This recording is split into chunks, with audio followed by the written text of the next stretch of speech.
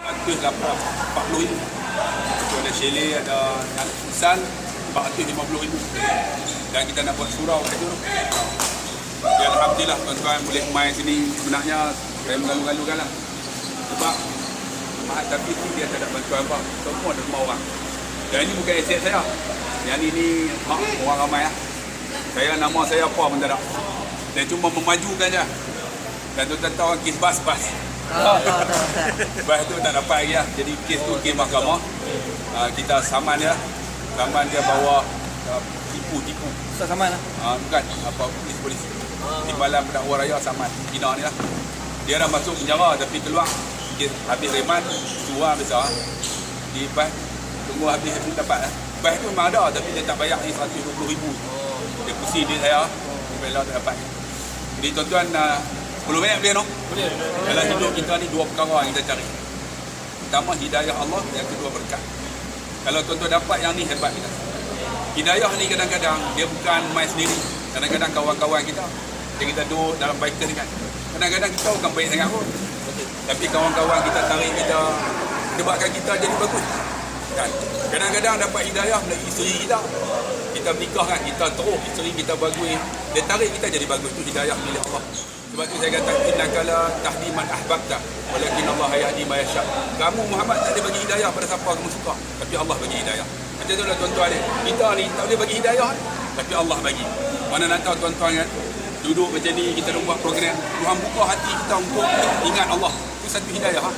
Kadang-kadang dapat hidayah melalui mak mentua kita. Betul tak? Kadang-kadang dapat mentua kita. Dia cerita. Ada seorang pakcik ni dia dapat hidayah melalui menantu dia. Dia ni Islam liberal. Tuan-tuan tahu Islam liberal kan? Dia sembahyang tak penting. Bini dia tak pernah pakai tudung. Lepas tu menantu dia main jumpa saya. Dia kata, Ustaz tolonglah. Ustaz, pak mentua saya ni tak boleh cakap Melayu tak pandai. Dia meja bersara tahun 60-an tu. Dia kata kalau Ustaz boleh bawa pak mentua saya pergi Mekah, Ustaz hebat. Jadi saya tak bawa lah. Saya ceramah di Masjid Ulu Kelang. Dia main 3,000 orang ni.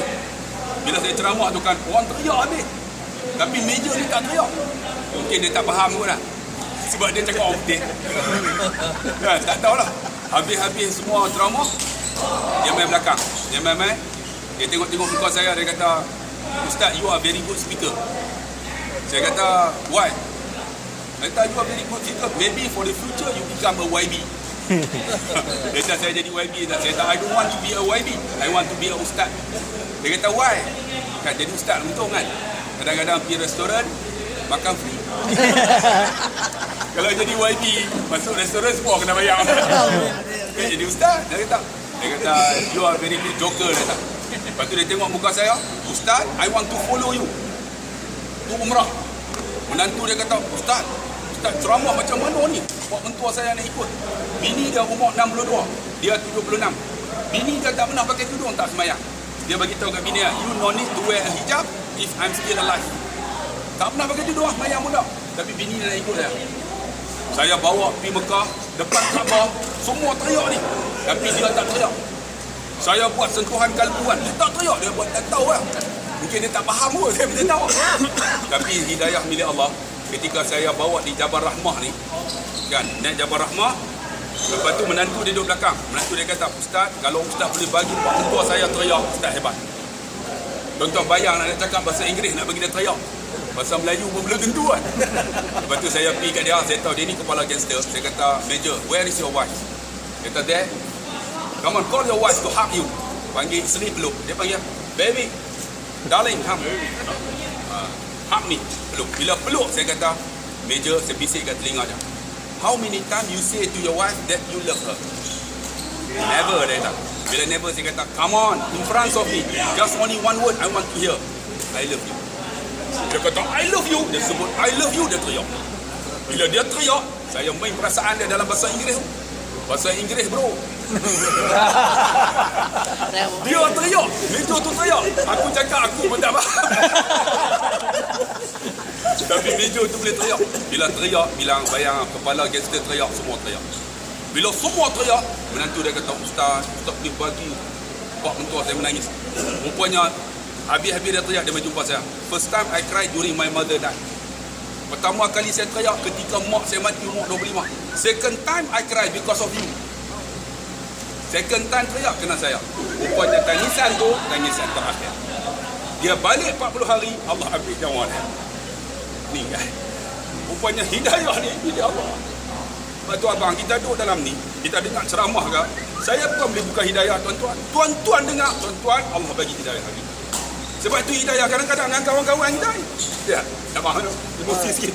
Kadang-kadang dengan pak mentua kita. Kadang-kadang dengan jiran kita. Ya.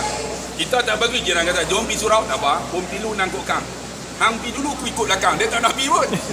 Tapi satu ketika, Tuhan buka pintu hidayah. Jiran dia, buka hati dah untuk Islam, untuk agama Allah. Sebab tu tuan-tuan, kita join ni, join juga, happy, seronok juga.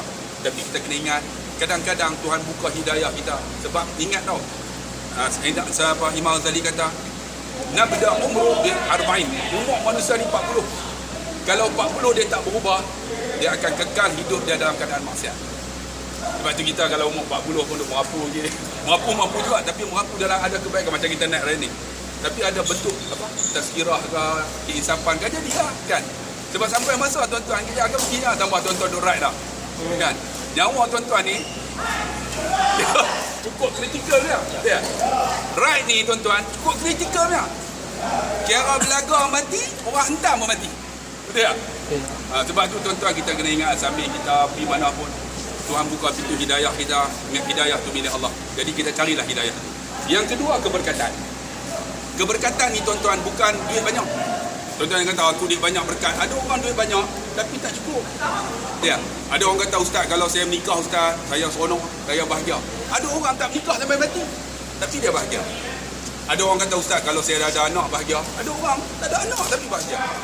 Ada orang kata ustaz, kalau saya ada kereta besar tapi dia naik KI 20 ya, tapi dia bahagia. Apa yang bahagia tu? Bahagia tu adalah berkat. Berkat ni maksud dia sedikit tapi cukup. Sedikit lah, kita gaji 400 lah. Tapi orang ada kereta, kita ada kereta. Orang ada motor, kita ada motor. Orang boleh makan, kita boleh makan. Itu namanya berkat. Sebab tu abang, carilah keberkatan. Keberkatan ni ada 3. Pertama, keberkatan pada Nabi. Nabi tu berkat. Macam mana kita selawatkan Nabi, tonton right tu, jangan lupa selawat. Sebab bila ingat Nabi, Allah malaikat ingat kita. Kami tahu Allah SWT Muhammad ingat tu. Kan? Ingat Nabi. Sebab ingat Nabi, Allah ingat kita.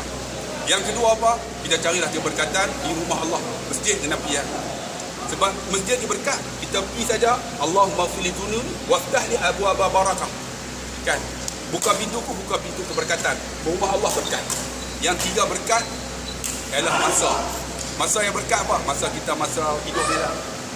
Carilah keberkatan. Tapi ingat, berkat tu akan hilang kalau kita buat maksiat. Dalam rumah kita ada maksiat, hilang keberkatan. Orang masuk, rasa tak boleh tenang. Tidak. Gaji kita tak cukup. Isteri kita tengok muka pun tension. Dia. Tu hilang keberkatan. Tapi berkat macam mana? Balik rumah tenang kan. Betul kena ingat tu, berkat kadang balik dengan bini pun tak boleh tidur tu. Dengan tu bohong lah. Ustaz hebat terang mana aku takut bini tu.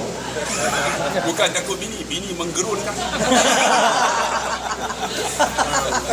Sebab tu tuan-tuan, carilah keberkatan. Tapi jangan buat maksiat. Buat maksiat, hilang keberkatan. Jadi insyaAllah terima kasih banyak-banyaklah kerana aku dihadir di Paksi ni. Buatlah program sini, saya seronok. Sebab apa tuan-tuan, saya tak suka kutip derma.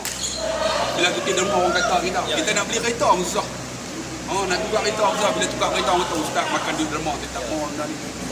Tuan-tuan tahu kan, orang kata kita macam-macam. Saya buat dewan, orang kata apalah buat dewan. Patutnya buat sekolah. Dia tak tahu bila buat dewan ni duit masuk. Jadi saya tak perlulah buat bekerja tu. Saya buat pusal, orang kata apalah buat pusal. Dia tak tahu 1 jam 70 minit. Kan satu hari kata 3 jam. Dah berapa dah?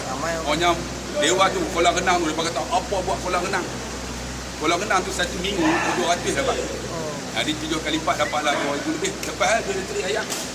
Dia kira macam mana tu? Satu kepala masuk orang dewasa RM5. Masuk berenang sampai buah pun. Tapi dia ayak klorin 3 jam lah. Kecil mata merah. Dia tak ada nak. Sat dia kena. Dia kena pakai Google tu. Orang budak-budak dia lagi. Kalau dia sewa chalet tu free lah. Kolam renang free lah. Chalet RM70. Boleh buat tak tahu. Jadi alhamdulillah aset ni lebih kurang dalam 4 juta lah. Aset ni. Tanah ni 10 ekar tu. Tanah ni orang wakaf. Tanah ni saja 7 juta. Maksud aset dah 11 juta. Kalau 1 juta saya simpan, saya kaya ya. Tapi berapa benda tak berkat. Kan? Sebab tu saya buat tidak. InsyaAllah kita nak buat surau depan ni. Surau tu 920,000. Alah tuan-tuan ni kaya kan buat surau. Buat surau sini untuk budak-budak semayang. Kita nak ambil pelajar lagi. 200 orang insyaAllah. Jadi mereka ni akan hafal Quran. Mereka ni mana minta ni. Kalau tuan-tuan main mereka pun kalau. Kami pun kalau. Ni kita akan hantar acara cerai ni. Tu buat apa kalau? Dia boleh kutuk. Ustaz. Kalah jangan sebut.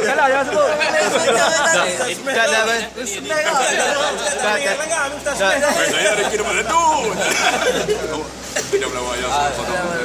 Jadi insyaAllah terima kasih banyak abang. Kalau dia dah mainlah buat program sini kita sebut sono. Walaupun sebenarnya saya jarang ada. Jadi abang kita hantar mesej dengan PA saya. Patutnya malam ni saya kena ada di Gombak, Seri Gombak. Tapi saya cancel lah. Lagi pukul 8 kita lah. Esok lagi ada program. Ya dok abang ada apa? Ustaz share masuk special untuk kita. Lalu hangpa tak main rugi. Lalu jangan ada lah. Minggu pertama ada dah. Kalau tuan-tuan nak buat program minggu pertama. Memang ada sini. Minggu pertama saya ada kuliah. Setiap bulan. Saya ada kuliah di sini. Minggu lain banyak doa. InsyaAllah kita jumpa lagi. Terima kasih banyak-banyak. Kalau ada silap dan salah, minta maaf. Yang baik Allah yang lemah kelemahan saya. Sekian. Assalamualaikum warahmatullahi wabarakatuh. Waalaikumsalam.